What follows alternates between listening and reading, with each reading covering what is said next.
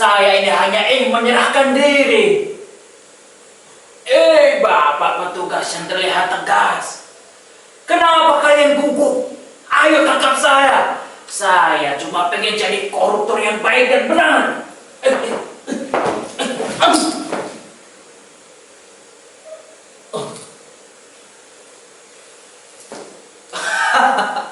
Ada banyak wartawan. Sebentar.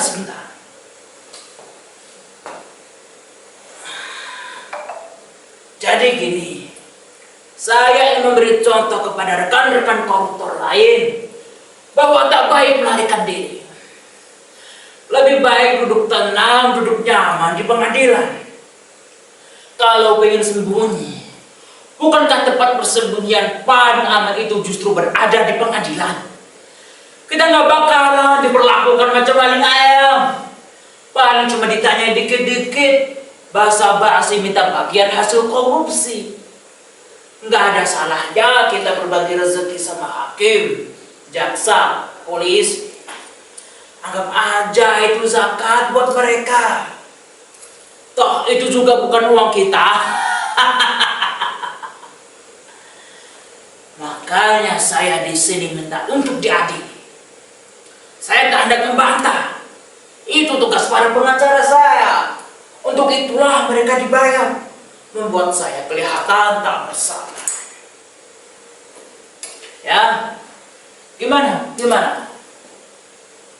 Oh, bukannya saya membantah kalau saya adalah koruptor kelas kakap. Tapi saya ingin meluruskan anggapan keliru yang menyatakan koruptor macam saya tak lagi benar, bangsa tak berguna.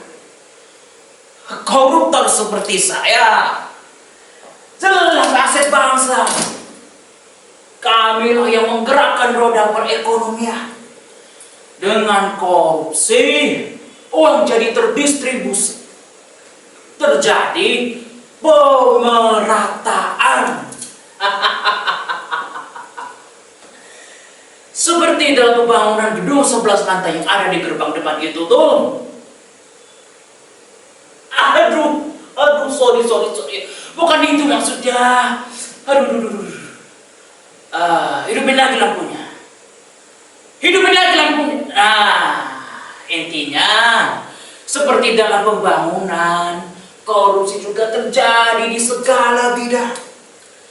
Kita nggak pernah menikmati hasil korupsi untuk diri kami sendiri.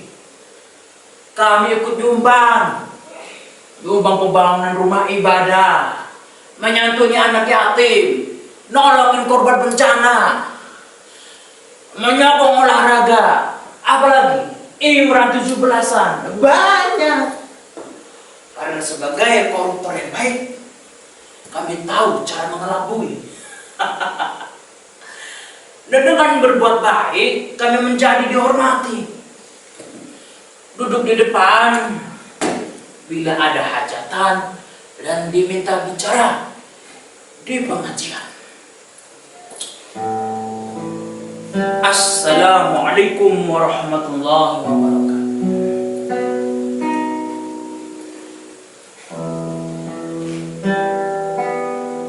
Wahai para koruptor yang beriman, marilah kita tingkatkan iman dan takwa kita dengan membantu negeri ini agar semakin terbenam dalam keterpurukan dan kemiskinan.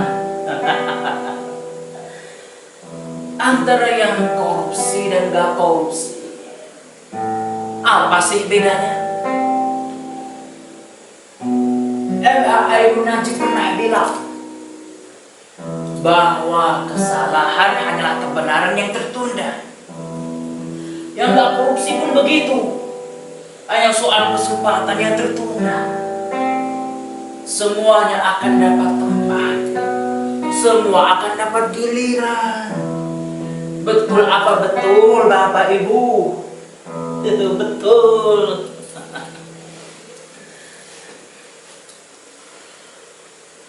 Dan menurut saya terlalu naif apabila mahasiswa itu terus-terusan menuntut agar koruptor dipenjara. Nanti malah repot, mesti bikin banyak penjara. Karena 70% warga Republik ini pasti akan masuk penjara. Bukankah itu hanya akan menghabiskan anggaran belanja negara? Percayalah, biaya memenjarakan koruptor itu jauh lebih tinggi timbang biaya subsidi BBM yang dialokasikan untuk mengatasi kemiskinan. Jadi memenjarakan koruptor itu justru kontraproduktif dengan keuangan negara. Daripada uang itu dihambur-hamburkan untuk membangun banyak penjara, ya lebih baik uang itu kami korupsi, lalu kami bagikan secara adil dan merata. Itulah namanya korupsi yang adil dan beradab, sesuai Pancasila. Atau agar terdengar lebih trendy, itulah prinsip demokrasi dalam korupsi. Sesuai kias politika, dalam demokrasi mesti ada distribusi kekuasaan yang sama antara eksekutif, legislatif, dan yudikatif. Korupsi yang demokratis pun begitu. Eksekutif, legislatif, yudikatif akan mendapatkan kesempatan dan keuntungan yang sama. Jadi korupsi itu ibarat lokomotif demokrasi yang membawa gerbong-gerbong keuntungan yang semua orang berebut ingin naik untuk menikmatinya. Maka dari itu, memberantas korupsi sama saja dengan menggulingkan gerbong-gerbong demokrasi. Ini bahaya, bisa menimbulkan keonaran para demonstran bayaran. Sebagai koruptor yang baik, saya tidak ingin ini terjadi. Saya koruptor cinta damai. Tepuk tangan.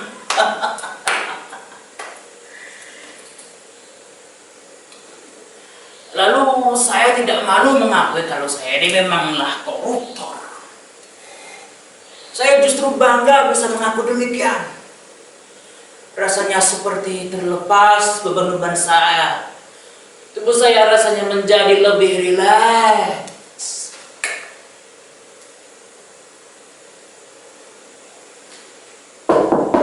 Sophie. Oh ya, bentar.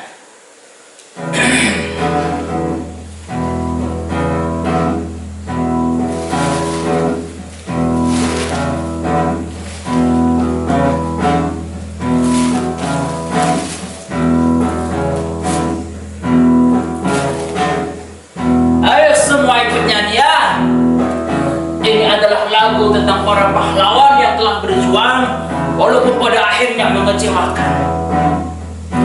Ini hanya sebuah lagu, bukan tentang tempat nongkrong atau tempat makan.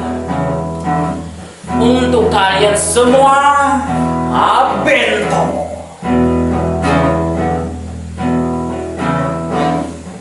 Namaku Bento, rumah real estate, mobilku banyak, harta berlimpah. Orang memanggilku bos eksekutif, tokoh papan atas segalanya, asyik.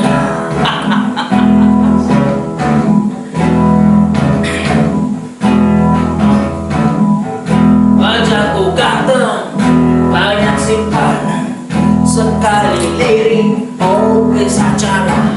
Bisnisku menjaga, jagal apa saja, yang penting aku senang, aku marah, persetan orang susah karena aku. Yang penting asyik, sekali lagi asyik.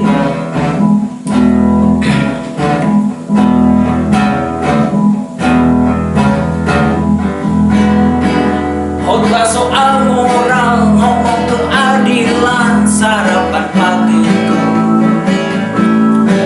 Aksi tipu-tipu, logik dan uber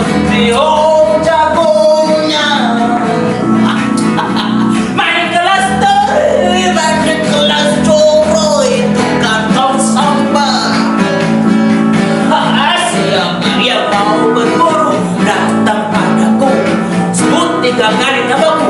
Bento, bento, bento. Asik.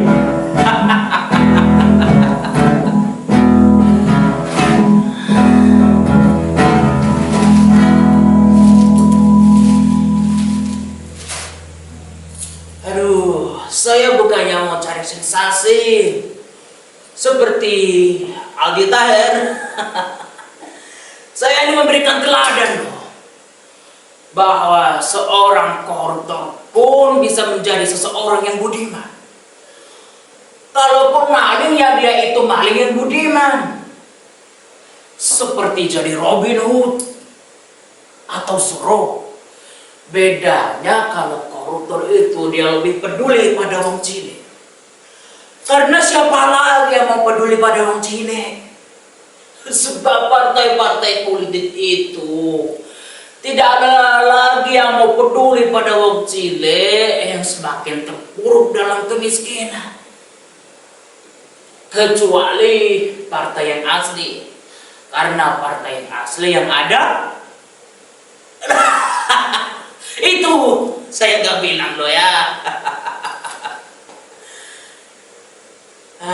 Negeri ini juga negeri seolah-olah, negeri seakan-akan, seolah-olah negara hukum, seolah-olah demokratis, seolah-olah agamawan lah, seolah-olah intelektual lah. Seakan-akan menteri padahal pengusaha, seakan-akan penyair padahal setengah pengangguran. Makanya gak heran kalau seseorang yang sudah resmi menyandang gelar koruptor pun masih bisa berpenampilan tenang dan penuh senyum seperti saya. Apakah saya terlihat sedang melebih-lebihkan? Coba mulai saat ini kita lebih menghargai koruptor sebagai pahlawan tanpa tanda jasa, tapi banyak hartanya.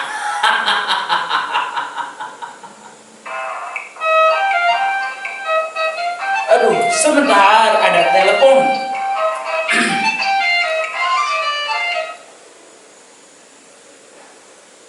Ya, halo. Ya udah sana, ngapain nelpon? Oh ya boleh dong. Mau yang mana? Kan banyak tuh mobilnya. Terserah dasar cewek. Itu pakai aja mobil Rubicon. Udah lama juga nggak dipanasin daripada berdebu di garasi ya kan. Oke, siap, beres ya. Cepet sembuh ya. Oke.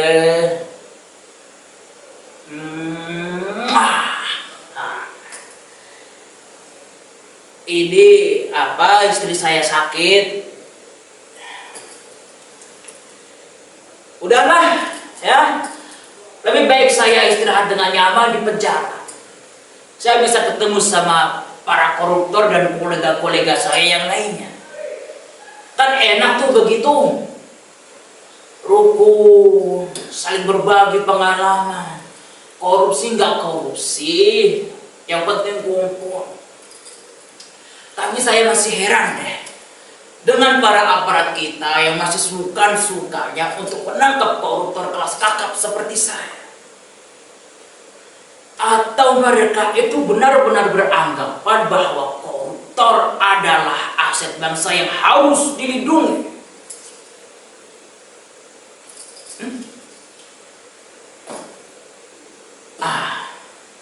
Izin Pak Hakim, sebelum saya masuk penjara, saya pengen jalan-jalan dulu ke luar negeri.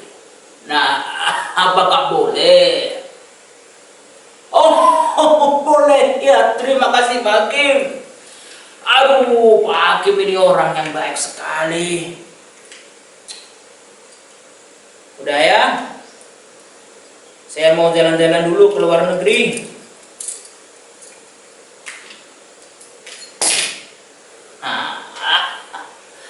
Dadah semuanya.